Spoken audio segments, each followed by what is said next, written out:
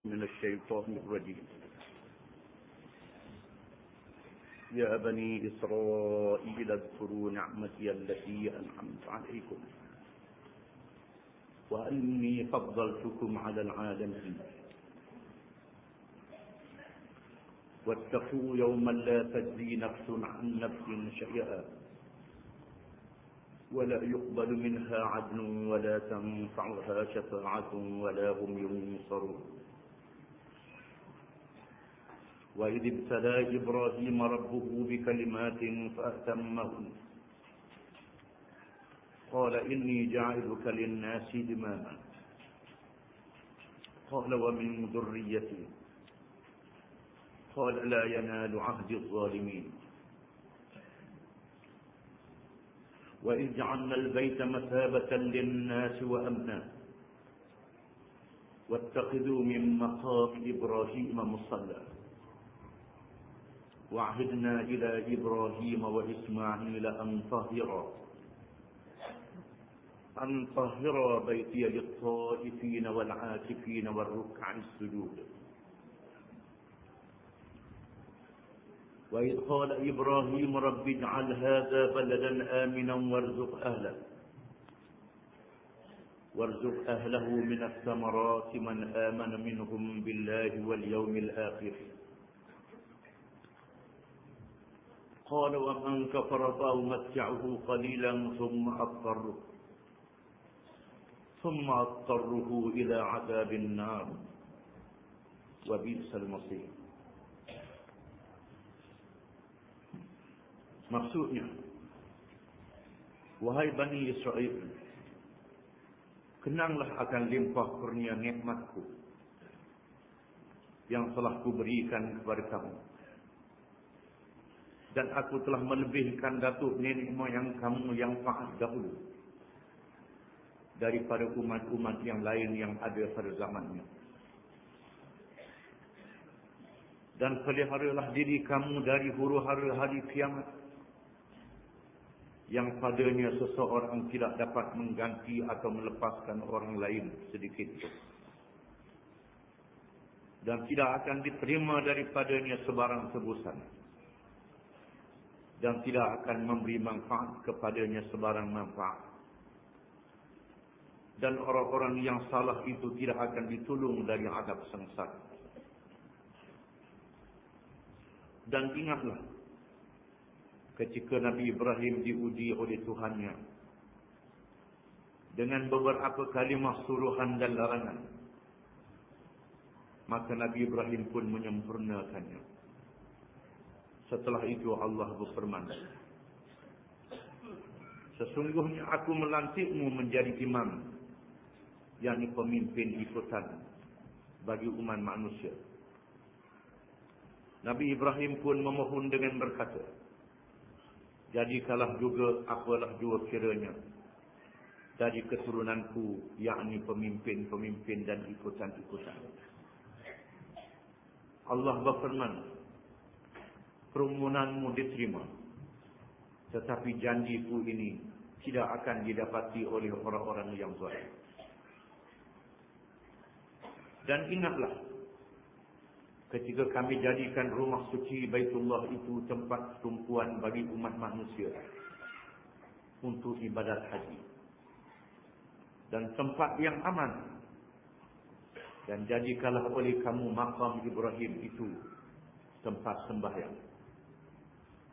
Dan kami perintahkan kepada Nabi Ibrahim dan Nabi Ismail dengan berfirman, bersihkanlah rumah itu, yakni Kaabah dan Al-Masjidil Haram, dari segala perkara yang dilarang, untuk orang-orang yang bertawaf dan orang-orang yang beraktikaf yang tetap tinggal padanya, dan orang-orang yang rukuk dan sujud.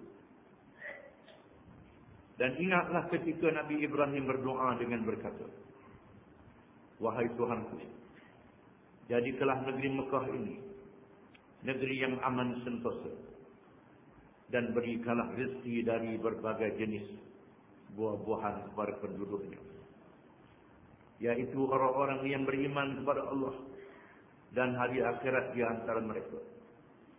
Allah berfirman, permohonanmu itu diterima. Tetapi sesiapa yang kufur dan ingkar, maka aku akan beri juga ia bersenang-senang menikmati rezeki itu bagi sementara di dunia. Kemudian aku memaksanya dengan menyeretnya kepada azab neraka. Dan itulah seburuk-buruk tempat kembali.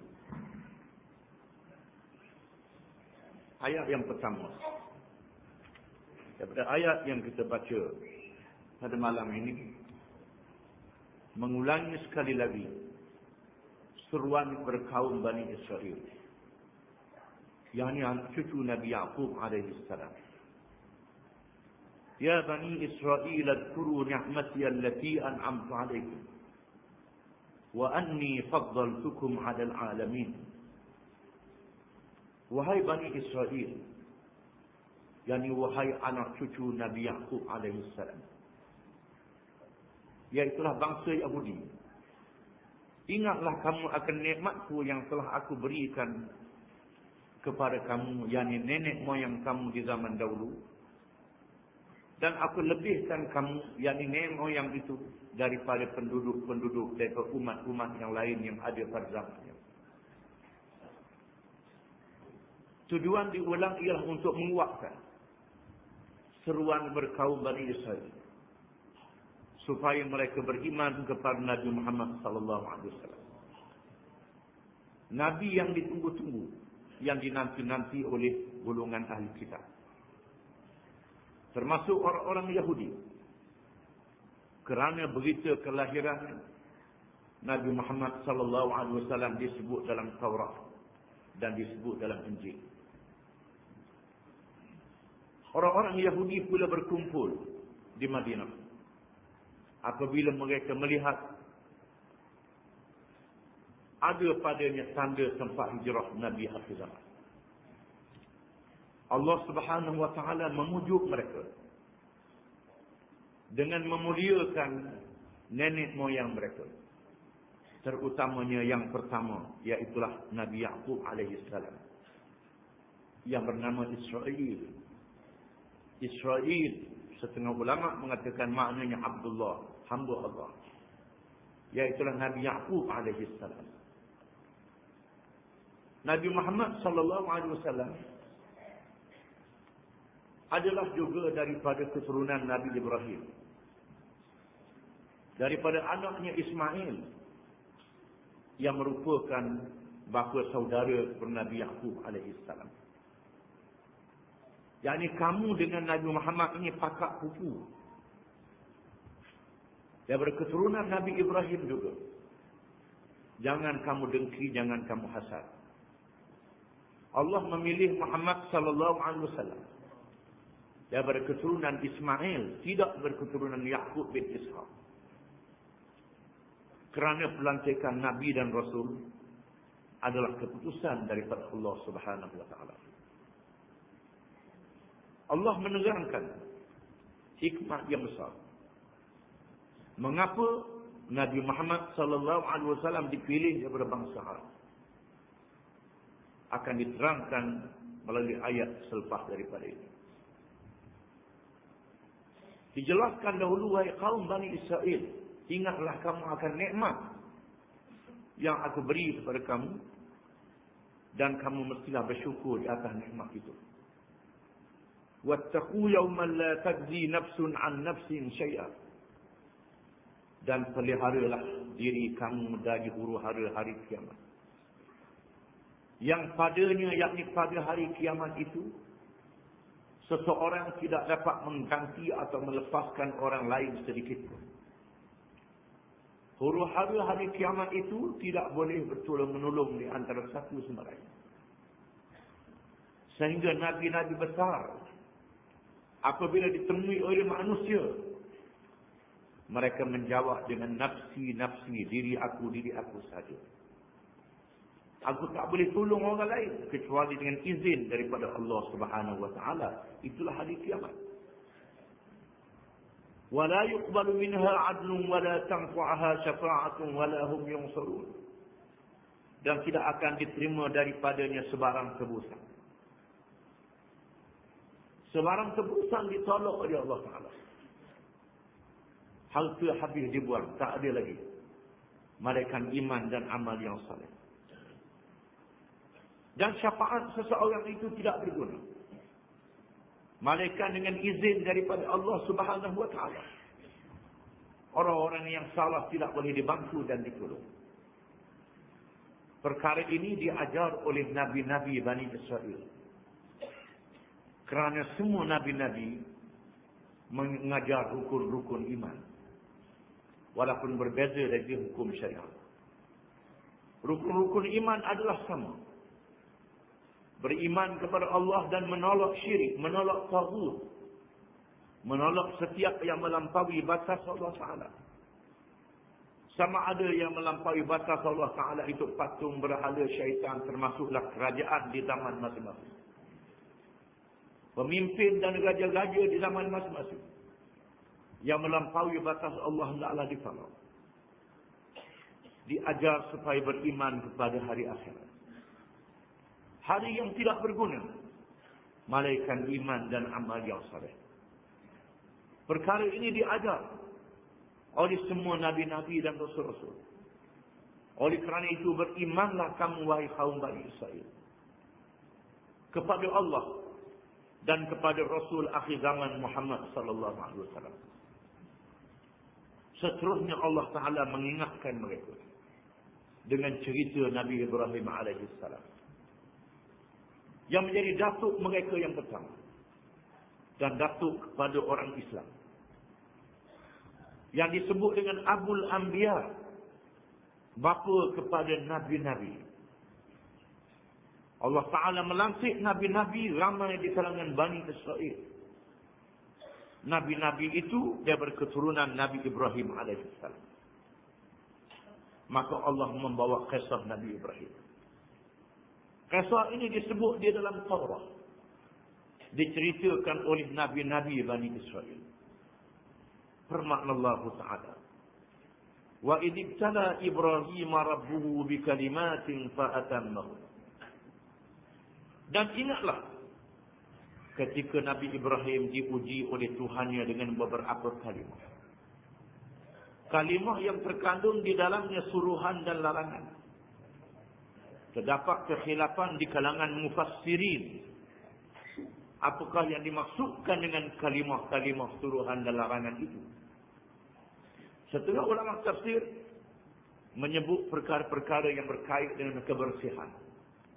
Gunting ngesai, cukur rambut, cabut bulu ketiak, cukur bulu ari-ari, bersugi, berkhatan.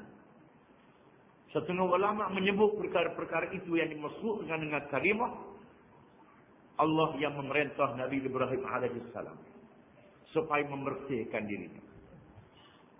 Setengah ulama mengatakan kalimah itu ialah memerintah supaya Nabi Ibrahim menegakkan tauhid dan menolak syirik. Itulah yang sepatutnya.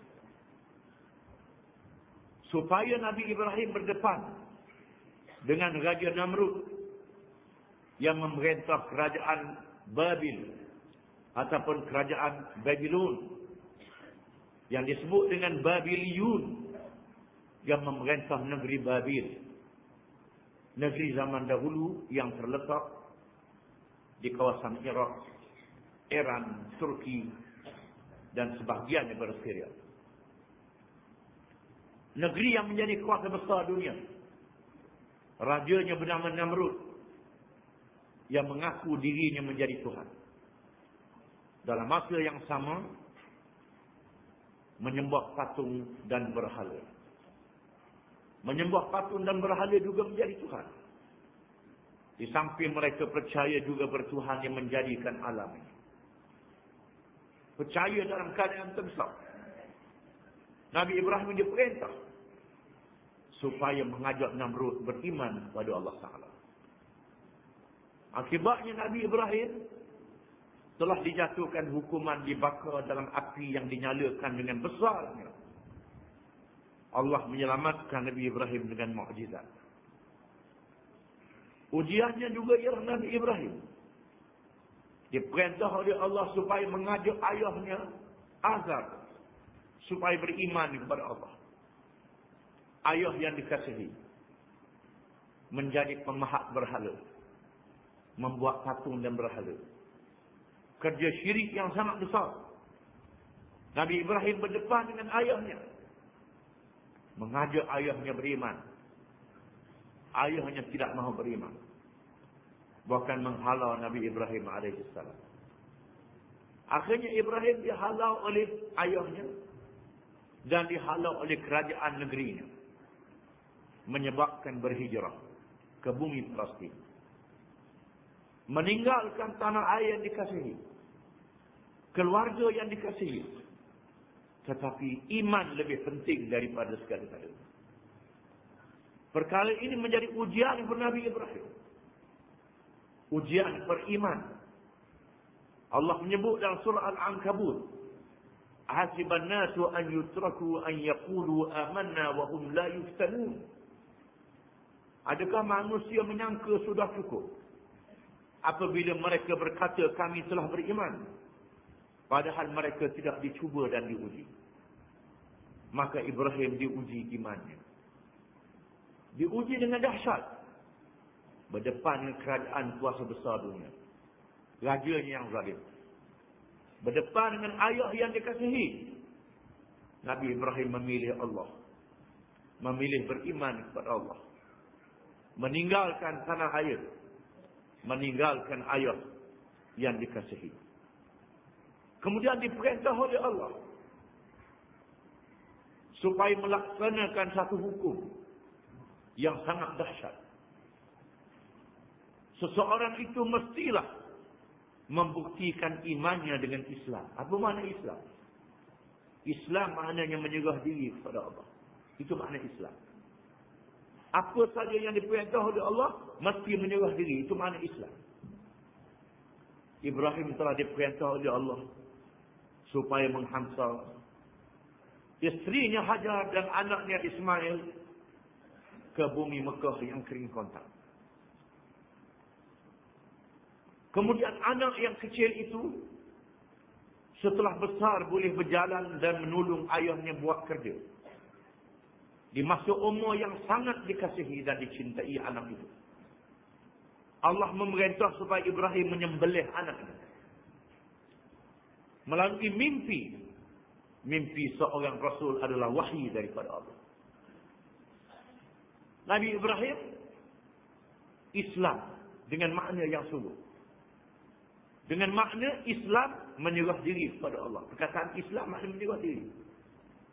Apa saja yang diperintah oleh Allah, maka Ibrahim menyerah diri kepada Allah, menyempurnakan perintah Allah.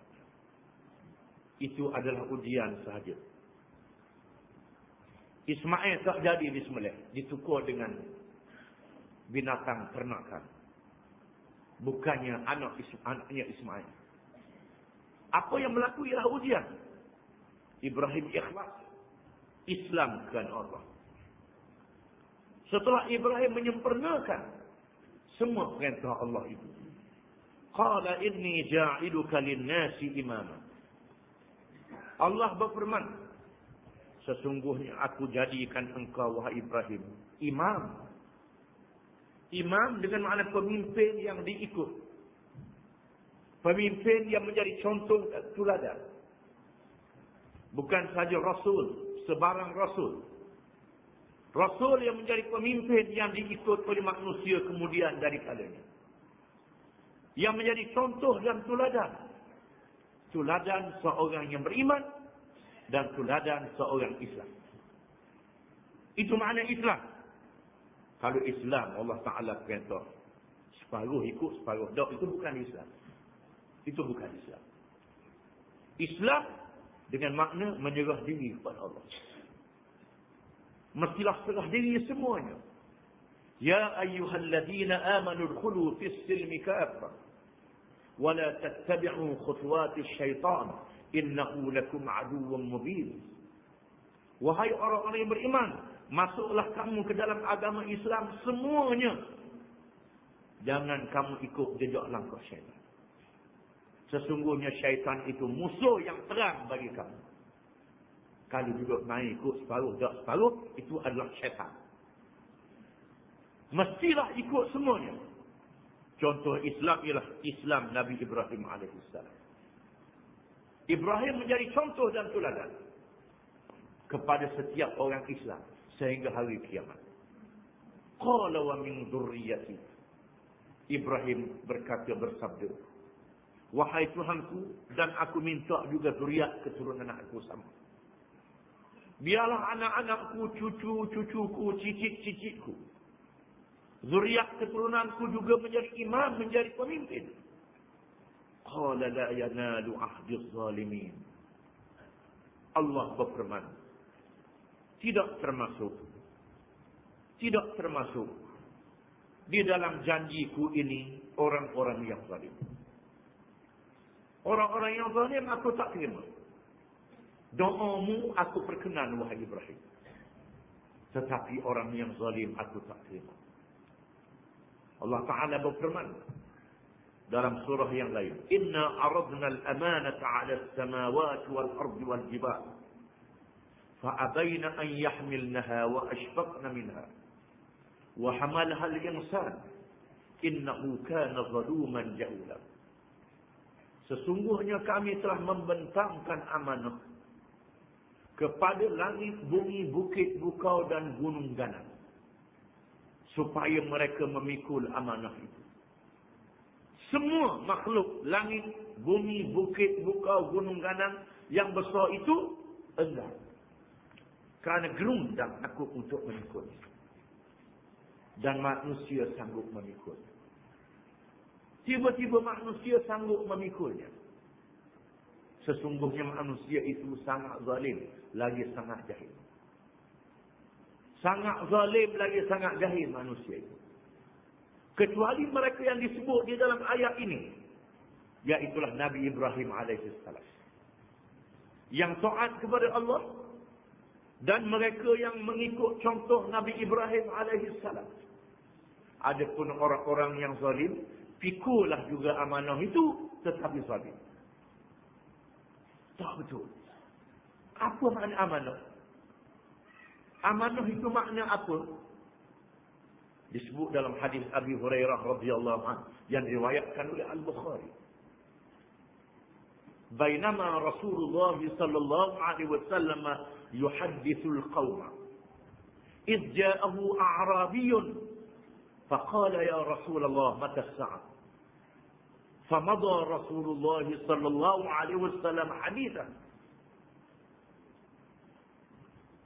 فمنا من يقول كره ما قال وسمع ما قال وكره ما قال وقال بعضهم لم يسمع ما قال فإذا رسول الله صلى الله عليه وسلم يقول أين السائل عن الساعة قال ها أنا ذا يا رسول الله قال صلى الله عليه وسلم إذا ضيعت الأمانة قال كيف إضاعتها قال صلى الله عليه وسلم إذا وسد الأمر إلى غير أهله فانتظر الساعة.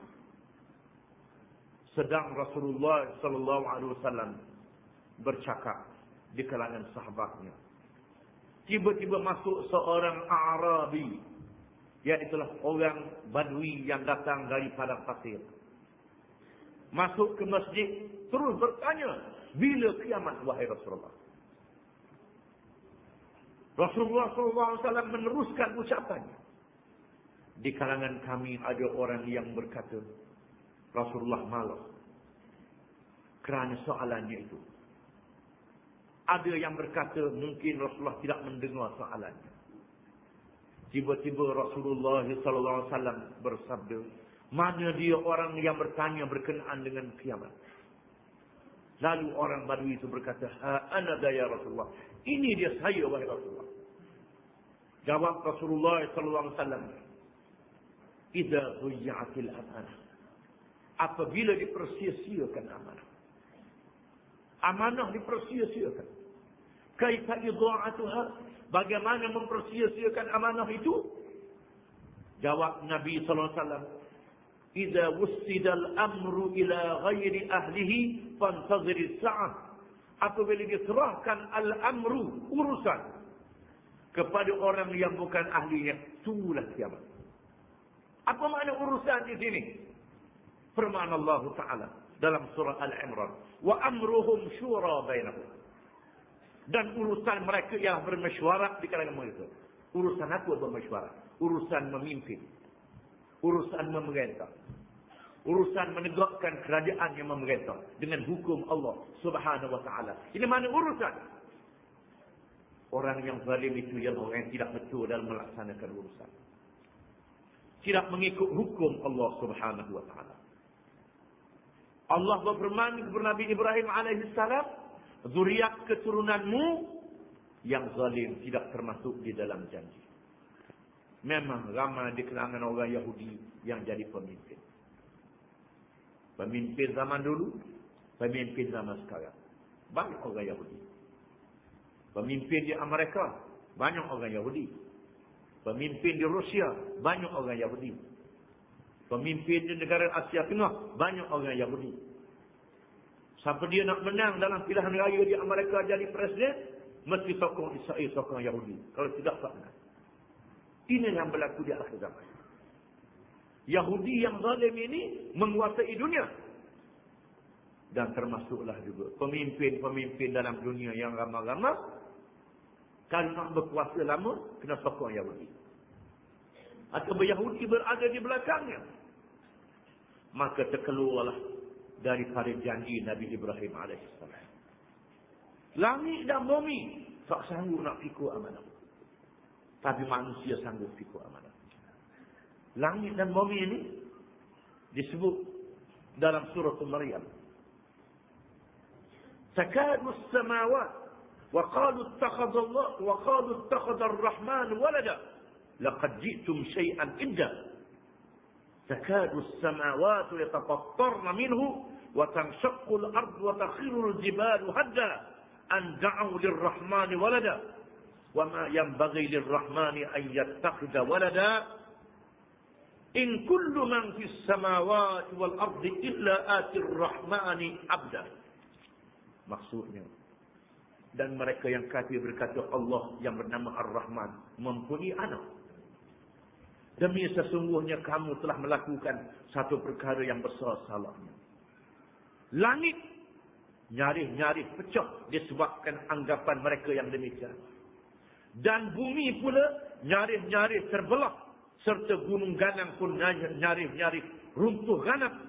Kerana mereka mendakwa, mengatakan Allah yang bernama Rahman itu mempunyai anak. Padahal tiadalah layak bagi Allah Ar-Rahman mempunyai anak. Tidak ada sesiapa pun di langit dan di bumi, malaikat ia akan datang kepada Allah Ar-Rahman sebagai hamba. Kerana manusia kata Tuhan ada anak. Langit dan bumi hampir pecah. Mengapa berlaku gempa bumi baru ni yang besar sangat itu? Mungkin kerana orang Islam ikut sama raya Christmas. Raya Christmas, raya puak-puak Kristian yang mengatakan Isa adalah anak Tuhan. Itu dia. Mengapa melanda orang Islam? Orang Islam banyak orang Islam jadi mangsa pasal apa? Kerana banyak orang Islam hari ini raya Christmas, berpesta Christmas. Hari raya, golongan yang mengatakan Allah itu ada anak, Nabi itu anak Tuhan. Bila dengar ada golongan yang mengatakan Tuhan ada anak, bumi hampir nak pecah.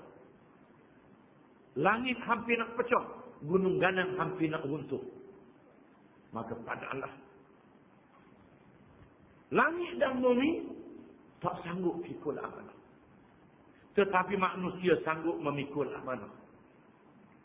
Iaitulah amanah mengabdikan diri kepada Allah, menegakkan khilafah, mentarbiah bumi dengan hukum Allah Subhanahu wa Ta'ala. Allah bawa balik cerita Nabi Ibrahim alaihissalam kepada bangsa Yahudi dan golongan Yahudi. Wa idh ja'alna al-baita mathabatan lin-nasi wa amna wattakhidhu min maqami Ibrahim musalla wa ij'alna al-baita mathabatan lin-nasi wa amna. Dan ingatlah ketika kami jadikan rumah suci Baitullah itu tempat tumpuan bagi umat manusia untuk ibadat haji dan tempat yang aman. Allah Ta'ala memilih Nabi Ibrahim alaihissalam, Nabi yang besar. Pada malam Isra dan Mi'raj, Rasulullah SAW melihat Nabi Ibrahim berada di langit yang ketujuh, langit yang paling tinggi sekali. Langit yang ketujuh, bersandar di Al-Baitul Ma'mur, iaitulah Kaabah kepada malaikat di langit.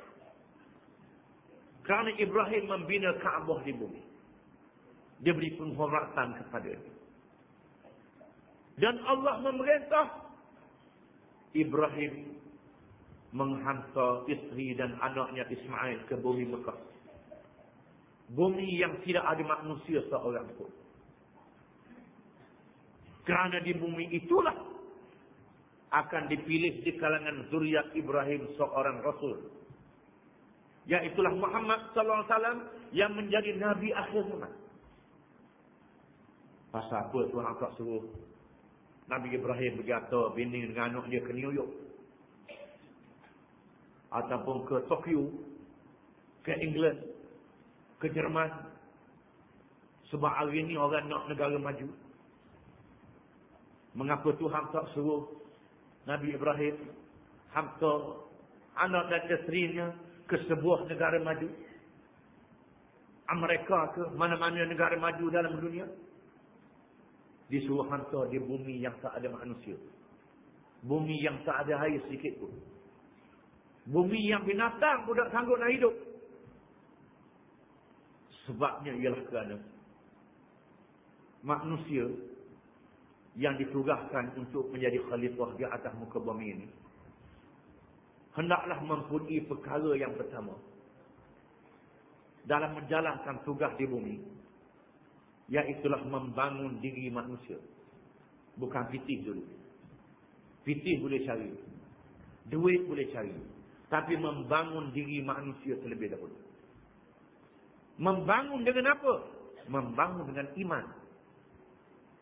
Iman yang ikhlas, tunduk kepada Allah Ta'ala, mendapat hidayah daripada Allah, berpegang dengan kitab Allah, menjadi manusia yang cerdik, dan manusia yang mendapat hidayah daripada Allah Ta'ala. Bukan sahaja cerdik, tapi tak dapat hidayah daripada Allah Ta'ala. Kalau cerdik saja, hidayah Allah tak ada, cerdik akan jadi bodoh balik. Dalilnya, manusia yang cerdik, ahli falsafah, fikir pasal Tuhan, nak tolak kitab Nabi-Nabi, kitab Rasul-Rasul tolak. Percaya Tuhan tu ada. Kat mana Tuhan? Akhirnya pahat batu buat Tuhan. Setengah agama tu latih lembu jadi Tuhan. Hak cerdik jadi lembu pula. Hamba ke lembu pula. Ini. Kalau cerdik tak dapat hidayah, jadi bodoh. Lepas bodoh, jahat pula. Habis cerdik pula, jahat pula, bodoh pula. 3 perkara ada. Sangat bijak. Sangat pandai. Dengan cerdik dan kebodohan campur semua sekali. Jadi jahat habis lagi. Akan jadi begitu. Oleh kerana itu Allah meletakkan Ismail dan ibunya Hajar daripada zuriatnya lahir Nabi Muhammad SAW di bumi yang kering kontak kerana nak memulakan generasi awal umat Islam. Golongan pertama umat Islam ini mestilah dengan iman, dengan susah dulu. Susah dulu, nak cari makan susah. Nak tanam tak boleh, nak tanam pun kau tak boleh. Tapi jaminan daripada Tuhan. Tuhan beri rezeki. Lepas itu mereka berhijrah ke Madinah. Madinah pula ada apa? Pohon kurma. Nak buat apa pohon kurma? Makan je lah. Butir je keras. Nak buat apa pohon kurma? Tidak boleh menjadi sumber ekonomi yang mengayakan negara. Tetapi mereka dibangun dengan iman, dengan akhlak, dengan syariat. Lepas itu dengan ilmu. Dengan ilmu yang banyak. ilmu yang diberi oleh Allah Ta'ala dan ilmu yang diambil daripada seluruh manusia yang ada di atas dunia. Manusia yang ada di atas dunia ni banyak ilmu, tapi tak pandai nak guna ilmu.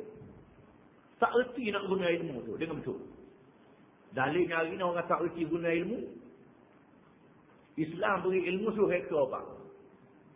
Dia boleh ilmu lepas reka obat, reka dadah. Islam beri ilmu suruh reka alat-alat yang mempertahankan diri. Dia reka alat bagi orang nak merokok boleh banyak. Mula-mula merokok orang, apa merokok negara. Amerika merokok, Iraq merokok. Bila ekonomi dia dah lutut, cari hati negeri lain. Merokok lagi juga. Akhirnya jadi perokok antara bangsa. Ada ilmu. Tapi ilmu tidak ada hidayah. Tidak ada iman. Tidak ada syariah. Orang Islam dengan ilmu, dengan iman, dengan syariat, mereka menjadi manusia yang berguna. Daripada masjid, daripada apa-apa. Kalau ada iman, ada akhlak, ada ilmu, boleh cari. Boleh cari. Boleh cari duit, cari wang, cari macam-macam. Daripada tak ada iman, tak ada akhlak. Daripada ada fisik, habis waktu penuh. Yang akan jadi begitu. Oleh kerana itu yang penting ialah dengan ilmu dan iman terlebih dahulu. Seorang ulama tabi'in menceritakan, tabi'in bukan tabi'in generasi yang kemudian lagi. Tuang panjang umur dia. Dia kata, aku tengok Sulaiman bin Abdul Malik, salah seorang khalifah Bani Umayyah, meninggal dunia dengan pesaka berjuta-juta dinar. Kemudian aku tengok Umar bin Abdul Aziz, khalifah juga, meninggal pesaka 20 dinar saja. Tiba-tiba aku lihat anak kepada Sulaiman bin Abdul Malik, khalifah yang meninggalkan berjuta-juta dinar tadi, menjadi peminta sedekah. Tiba-tiba aku melihat anak kepada Umar bin Abdul Aziz yang menerima pesaka 20 dinar saja, menjadi jutawan yang membuat kebajikan berjuta-juta dinar. Menandakan kalau tinggal pitih banyak saja, tapi tidak meninggalkan ilmu iman, ilmu akhlak yang mulia, tak jadi apa. Oleh kerana itu mesti membangun manusia. Membangun manusia ni bukan sebarang ilmu. Ada orang dia nak bangun manusia supaya pandai sains, pandai teknologi. Sains teknologi saja tak boleh. Iman dan akhlak, mengikut syariat Allah, baru sains dan teknologi. Kalau sains teknologi saja, ekonomi saja, tak ada iman, tak ada akhlak, jawab dia jadi punah pula. Jadi rosak pula. Itulah hikmat maka Allah memerintah Ibrahim meletakkan anaknya di bumi Mekah yang kering kontan, untuk melahirkan Nabi Muhammad di bumi Mekah yang kering kontan, yang telah mencetuskan suatu pemerintahan Islam yang memerintah dunia, yang memerintah negara yang luas. Satu pemerintahan yang tak pernah berlaku dalam sejarah manusia sepertinya. Wa in ja'alna al-baita masabatan lin-nas. Ingatlah kami jadikan Kaabah rumah suci, tempat tumpuan bagi umat manusia, mengerjakan ibadat haji dan menjadi kiblat kepada manusia yang beriman kepada Allah dan Nabi Muhammad sallallahu alaihi wasallam. Masa Nabi Ibrahim buka bumi Mekah, mendirikan Kaabah, kita akan baca surah Al-Hajj. Tuhan suruh Nabi Ibrahim panggil manusia. Panggil manusia supaya mengerjakan haji. Ibrahim kata nak panggil orang, mana tak ada orang. Orang tak ada. Tuhan kata panggil. Ibrahim mau pergi Jabal Qubais. Jabal Qubais, yakni Bukit Qubais. Jabal tu bukit lah dalam bahasa Melayu. Orang Melayu kata bukit, Jabal Qubais. 2 kali bukit. Jabal Qubais tu sekarang ni jadi istana pula dah. Dia buat istana pula dah Jabal Qubais. Macam mana jenis manusia nak buat istana? Di situ tempat Nabi Ibrahim menyeru manusia supaya menunaikan haji. Kamu seru, Lepas tu manusia akan pergi situ. Orang yang beriman jadi cenderung nak pergi. Jadi nak pergi di Mekah. Apa aja di Mekah? Kaabah je. Mengerjakan haji, mengerjakan umrah, tawaf, kebun tak ada. Kilang-kilang tak ada. Tapi semua barang ada situ. Wa amna, dan menjadi tempat yang aman. Mekah menjadi tempat yang aman. Aman dari segi politik. Dia jauh daripada kuasa besar dunia Parsi dan Rom. Jauh daripada pergolakan antara bangsa. Di tengah-tengah padang pasir, orang tak seliu nak pergi. Tuhan jadikan begitu, orang kafir tak seliu pada masa itu. Tempat yang kering kotak. Tempat yang mempunyai fadilah yang besar. Aman di situ dipelihara oleh Allah Ta'ala. Abrahah, seorang pemimpin Habasyah yang berkuasa di Yaman, nak serang Kaabah. Kisahnya dalam Suratul Fil yang terkenal. Apabila Abrahah hasad dengan sebab orang Arab pergi ke Kaabah, pergi ke Mekah kerana nak melawat Kaabah, nak menyuai Kaabah sejak Ibrahim sehingga zaman sebelum Muhammad SAW. Lalu Abrahah buat macam Kaabah juga di Yaman. Khulais nama dia. Dia sakang Khulais. Supaya orang dia buat lawa lagi. Bukan saja orang tak pergi, dia pergi berok. Orang Arab pergi berok. Lalu Abrahah marah semarah-marahnya, menyediakan bala tentera yang besar yang dikepalai oleh gajah untuk menyerang Kaabah. Dia sapa nak serang Kaabah. Belum sapa dia Mekah tu, dia rapah dulu utur-utur orang, kambing-kambing orang. Kemudian dia minta nak jumpa dengan Abdul Muttalib. Tak kira nak pergi. Muttalib pun pergi. Muttalib, dia tanya Muttalib nak minta apa? Muttalib kata nak minta utur dengan biri yang dirapah. Minta utur dengan biri jadi apa? Aku nak kali serang Kaabah ni. Sepatutnya kamu minta jangan serang Kaabah. Ni minta kambing utur orang rapah tu. Muttalib kata, Kaabah ada Tuhan yang menjaga dia. Ada Tuhan yang menjaga dia. Lil baiti rabbun yahmih. Bagi rumah Allah itu ada Tuhan yang menjaganya. Bila Abrahah nak serang, tiba-tiba datang tayran ababil, burung yang ramai menyerang tentera Abrahah, dibinasakan oleh Allah. Dan kisah benar, kisah yang besar. Itu amannya. Dan Nabi mengatakan bahawa tak dibenarkan menumpah darah di Mekah sejak zaman dulu. Kecuali Allah mengizinkan kepada Nabi SAW pada hari pembukaan Mekah. Diizinkan seketika kepada Nabi pada masa nak tawan Mekah untuk membunuh sesiapa yang menentang. Tapi alhamdulillah Nabi masuk dengan tidak ada penentangan. Hanya sedikit saja. Hanya beberapa orang saja yang dibunuh dalam peristiwa pembukaan Mekah. Masuk dengan aman. Ahli sains Islam. Ahli sains Islam. Ahli sains kafir, tak ada kira. Ahli sains Islam. Ataupun orang Islam yang tak rujuk pada ahli sains Islam. Ahli sains Islam, dia antara Dr. Zahrul Najjar. Seorang ahli sains Islam dalam bab di bumi yang terkenal. Mengikut alat moden yang ada pada hari ini, menggunakan satelit, menggunakan macam-macam lagi. Menyatakan bahawa lapisan bumi yang paling tebal dalam dunia ialah bumi Mekah. Bumi Mekah. Di dalam perut bumi ini ada minyak, ada gas, ada api, ada belerang, ada macam-macam. Dia boleh meletup bila-bila masa saja. Dan Tuhan jadikan wak-wak ni keluar melalui laut, tidak melalui daratan. Cuma kadang-kadang bumi ini dia jadi bocor. Bila berlaku bocor, maka berlakulah gempa bumi. Tempat yang bocor ni biasanya tempat yang nipis. Tapi Allah jadikan bumi Mekah paling tebal di seluruh bumi yang ada dalam dunia ini. Dan bumi Mekah adalah bumi yang pertama dijadikan oleh Allah Ummul Qura, ibu kepada negeri. Ketika Tuhan menjadikan bumi yang pertama dijadikan ialah bumi Mekah. Yang pertama Mekah itu ialah bumi tempat letaknya Kaabah.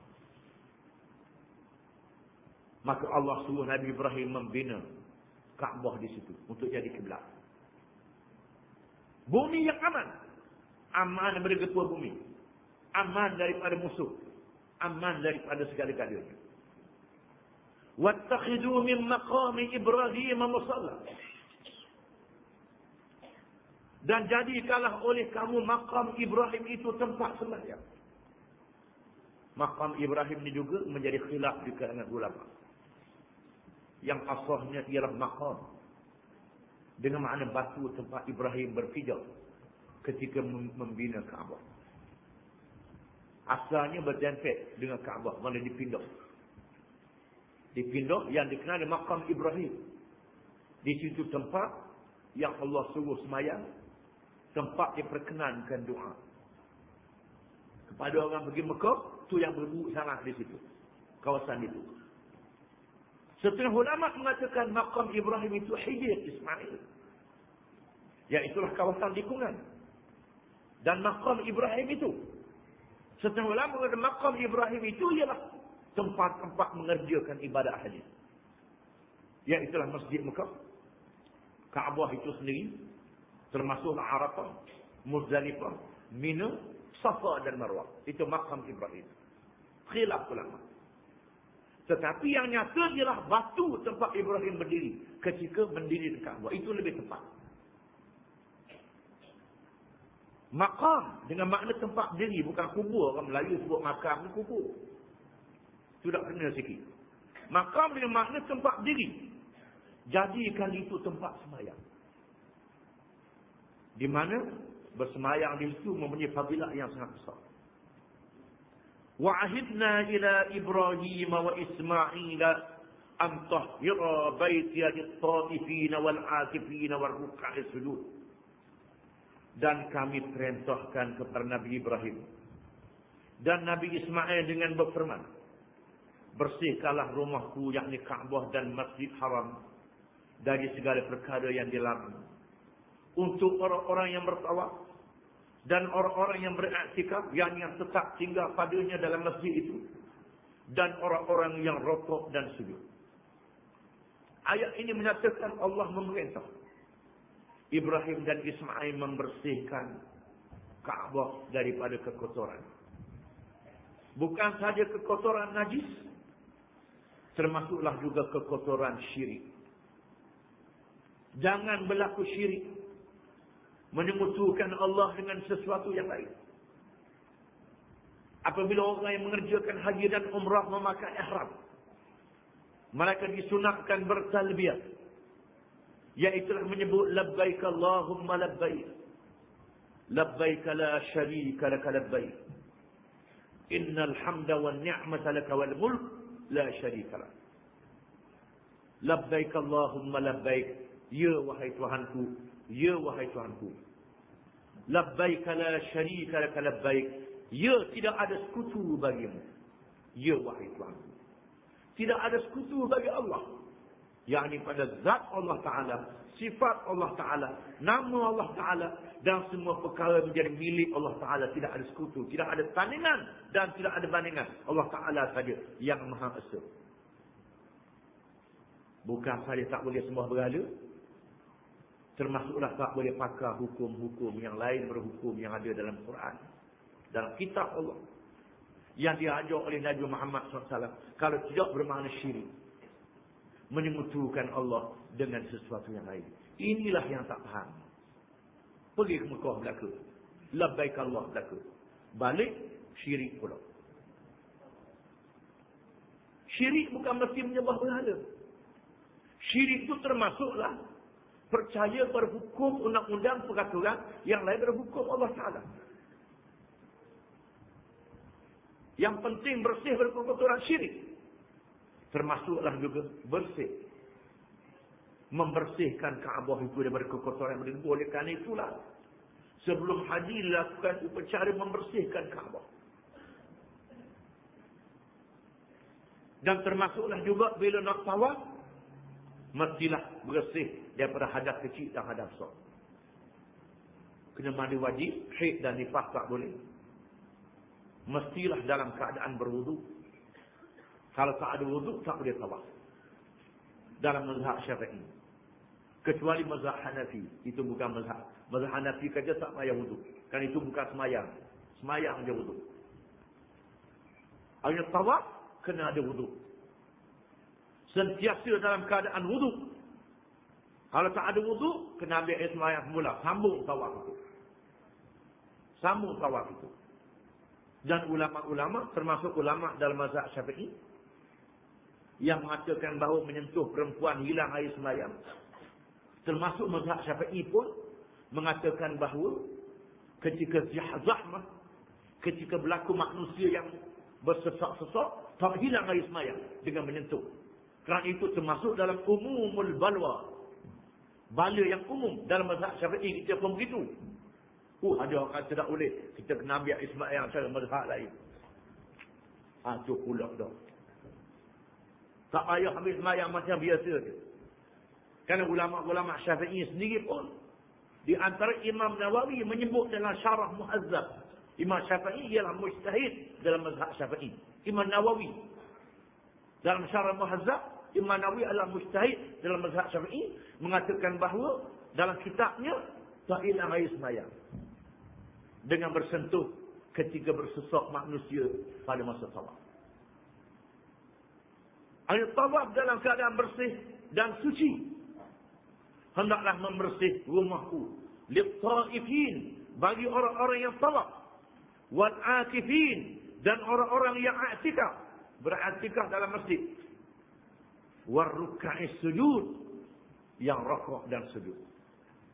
Kerana beribadat di Al-Masjidil Haram menyampai 100,000 beribadat di masjid yang lain. Itu kelebihannya. Oleh kerana itu, sebaik-baiknya jangan meninggalkan sembahyang berjemaah. Setengah orang kita ni pergi Jember buat umrah acak kali, tinggal sembahyang berjemaah. Ini tak faham, tak sedar. Buat umrah acak kali ni pun khilaf ulama. Ada ulama mengatakan sekali je, Nabi berbuat sekali je. Ni siapa 40 kali buat umrah sembahyang jemaah, tidak. Ini dia.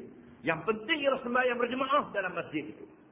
Setelah mengerjakan umrah, mengerjakan haji, sembahyang berjemaah dalam masjid itu. Ini sembahyang berjemaah tak berdali. Sebab suka berjalan pergi keluar. Buat umrah ni pergi keluar, pergi pusing-pusing. Suka pusing-pusing. Ini tak faham. Kalau berasa nak buat umrah tak jadi salah. Nak buat umrah buatlah berapa kali pun. Tetapi jangan seboleh-boleh jangan lupa jemaah. Untuk mendapat fadilat 100,000 menyampai masjid lain.